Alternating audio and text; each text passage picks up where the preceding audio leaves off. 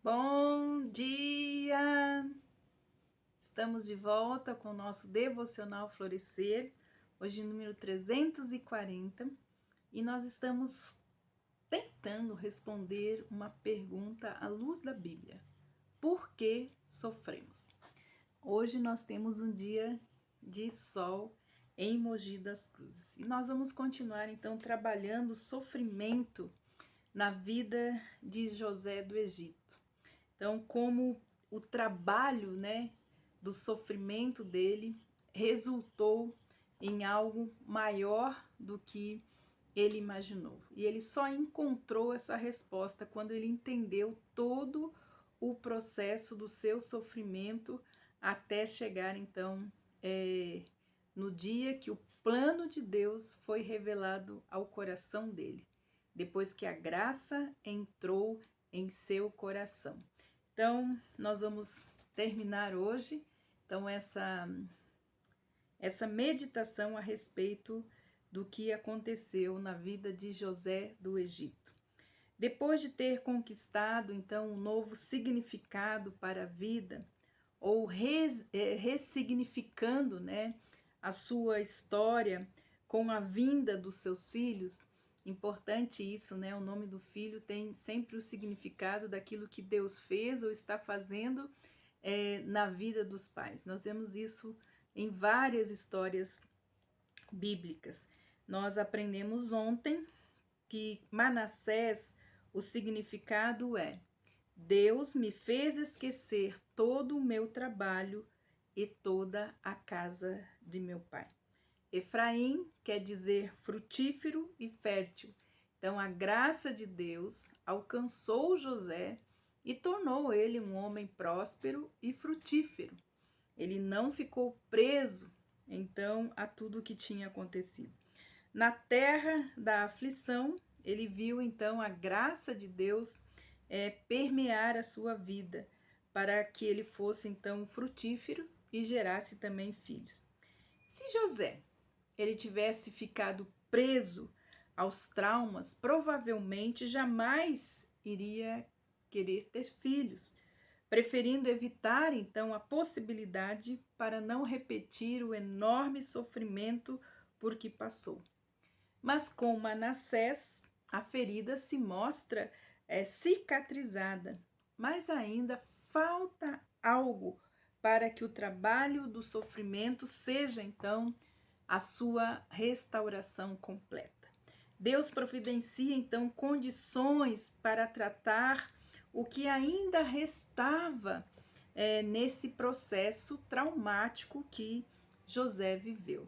A relação com os irmãos que vão ao Egito em busca do pão é a última parte, então, desse processo, desse trabalho do sofrimento na vida de José. Passo a passo, José faz com que seus irmãos repetirem as cenas que ele mesmo sofreu na mão deles. A primeira tendência foi vingar-se de todos, mas ele oferece uma via de escape, como nós vimos lá em Gênesis capítulo 42, versículo 18, José diz assim: façamos o seguinte e viverão, pois temo a Deus. Foi o seu temor a Deus, olha só. Façam o seguinte e viverão, pois temo a Deus. Foi o seu temor a Deus que levou-o até ali. Os irmãos chegam então com o momento da confissão da culpa. Na verdade, eles estão sendo castigados por causa de nosso irmão, diz eles, Porque vimos a angústia da sua alma quando nos pedia e não lhe damos ouvido. Então, nesse processo, de José com os seus irmãos, eles chegam então à confissão do que o que eles estavam sofrendo naquele momento, de prisão, e ali estavam sendo colocados então em prova. Tudo isso resultou exatamente na confissão. Então, esse processo terapêutico da confissão torna então a libertação da sua alma, da sua última angústia e de sua amargura final. Então, quando os irmãos confessam isso, então as últimas angústias que haviam então no coração de José foram se dissipando. José se retira então nesse momento e chora depois da confissão deles. E foi um choro então libertador, restaurador. Aquele nó na garganta guardado por anos e anos começa então a ser desatado. Ao encontrar o seu irmão Benjamim, então retorna o afeto que havia sido reprimido por tantos anos. Em Gênesis 43:30 diz assim, numa tradução assim mais literal, declara: como comoveram-se as suas entranhas por causa de seus irmãos, e procura onde chorar. Benjamim significou então o retorno do afeto. Sua dor, sua angústia maior foi liberada neste choro restaurador. A dor liberada pelo choro é restaurador. Esse choro foi tão alto, mas tão alto, que foi ouvido até no palácio do faraó, liberando então todos os compartimentos da sua alma. Agora não é mais a sua dor, é uma dor compartilhada, não é mais uma dor escondida, é uma dor que também está sendo compartilhada. E isso é tão importante no sofrimento. Às vezes as pessoas, né, em momentos de luto e outros momentos difíceis na nossa vida, sempre a pessoa chega e não chore, não chore. Na verdade, o choro é um mecanismo libertador, ele limpa, né, a nossa alma. Tudo que é excessivo, claro que se torna um problema. Mas as pessoas têm o direito de chorar as suas dores e as suas angústias, porque isso é um mecanismo de liberação que limpa, que libera a nossa alma. Então, logo depois desta cena, nós vemos a confissão libertadora para todos. José chega e diz: eu sou José, ainda vive o meu pai? Então, ele se coloca na posição, nesse momento, de um homem maduro, não mais daquele menino ferido, machucado, com ira, com raiva, com ódio, mas um homem maduro. Em vez de ele querer ser engrandecido, mostrar: olha o que aconteceu comigo, vocês fizeram isso, e olha onde eu estou e aonde vocês estão. Nenhuma vez ele joga esse desprezo sobre a vida dos seus irmãos. Ele coloca-se, na verdade, no cuidador, na posição de cuidador do seu pai e dos seus irmãos. E isso mostra, então, que houve uma cura realmente, porque a graça de Deus, porque a confissão e o perdão, então, chegou na vida deles. Este é um movimento, então, resultante de um processo de amadurecimento no processo do trabalho, né, do sofrimento de José. É ser um homem maduro, sem querer se vingar, nem mesmo humilhar os seus irmãos.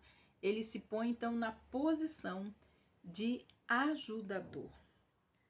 E nós vemos aqui então o fruto final foi que o amor novamente venceu. Então, entender o propósito final de Deus em meio aos nossos sofrimentos é muito importante. A visão e o entendimento da dimensão espiritual do sofrimento, quando nós vemos, né, como Deus pôde trazer tudo isso, porque Deus tinha um plano maior.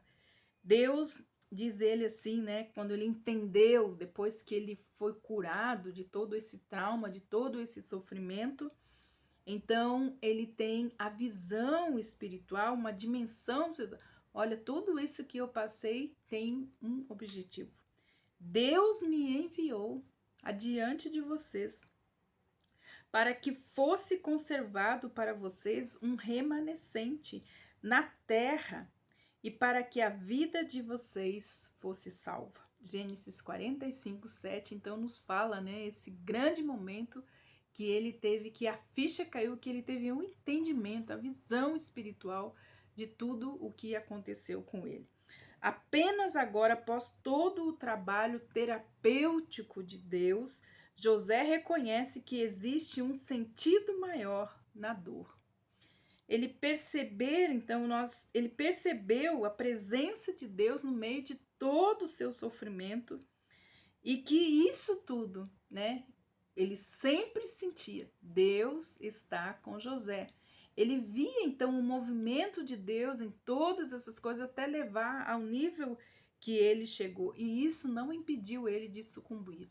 Saber que Deus tem um plano. Deus tem um propósito maior com tudo isso que eu estou passando. Achar um sentido, então, na experiência vivida e poder ligar o sofrimento a algo maior pode representar, então, para nós, trazer para nós, né, então, aquilo nós entendemos que nós nascemos com um propósito. Deus tem um propósito para as nossas vidas. E com isso, então, ele dá um novo significado, ele traz uma simbologia maior para tudo o que ele sofreu. Então, ele fala: não foram vocês que me enviaram para cá, e sim Deus. Então, quando a graça de Deus entrou na vida de José e ele pôde perdoar verdadeiramente os seus irmãos, então abriu-se os seus olhos espirituais e ele pôde entender todo o processo até onde ele chegou para chegar naquele momento, no propósito para qual ele veio. Então, não foram vocês que me enviaram para cá, mas sim Deus. Então, atribuir a Deus a origem do que foi desprazeroso, mortífero, é a última parte da reconciliação. Por isso, achar muitas vezes o sentido na dor é submeter muitas vezes os nossos instintos à morte ou à vida, antecipando o triunfo do futuro Messias na cruz, né? Porque José, ele é um pré-tipo, né? Um tipo de Jesus. José é um tipo do próprio Jesus Cristo, pois na vida de José, Deus estava escrevendo os passos do futuro Messias na terra. Nós também precisamos aprender a identificar as bênçãos disfarçadas nas provações. José foi submetido, então, a esse propósito. Vocês, ele fala, então, entendermos, né? Não foi vocês, mas foi Deus que me colocou aqui. Ele encontrou, então, o sentido e o propósito de todo o sofrimento, provação que ele passou. Então, ele diz: vocês planejaram o mal contra mim, mas Deus o tornou em bem, para que hoje fosse preservada a vida de muitos. Então, em José reconhecemos a evidência de uma influência, então, divina, intencional, que guiou os acontecimentos de sua vida. Como uma folha que cai num grande rio, a vida de José foi movida pelo Todo-Poderoso, o fluxo, então, de uma correnteza, pelo fluxo de uma correnteza divina. E a cada evento da sua vida, os acontecimentos difíceis, os sofrimentos, José submeteu-se em vez de resistir e parar no meio do caminho. Deus usou a vida de José para realizar exatamente o que ele tinha planejado de antemão, trazendo a vida de José e de uma nação inteira a partir então de seus irmãos. Se você está passando por alguma circunstância difícil em sua vida, siga o exemplo de José, veja como a oportunidade de Deus operar em e através de você para trazer o bem a você e a outros e também para manifestar a glória de Deus. Que Deus abençoe você e que você possa ter os seus olhos espirituais abertos, ter entendimento do que está acontecendo hoje, não só com você, mas em toda a terra. Deus tem um plano, Deus tem um propósito. Que nós possamos glorificar a Deus, mesmo em meio aos nossos sofrimentos e provações.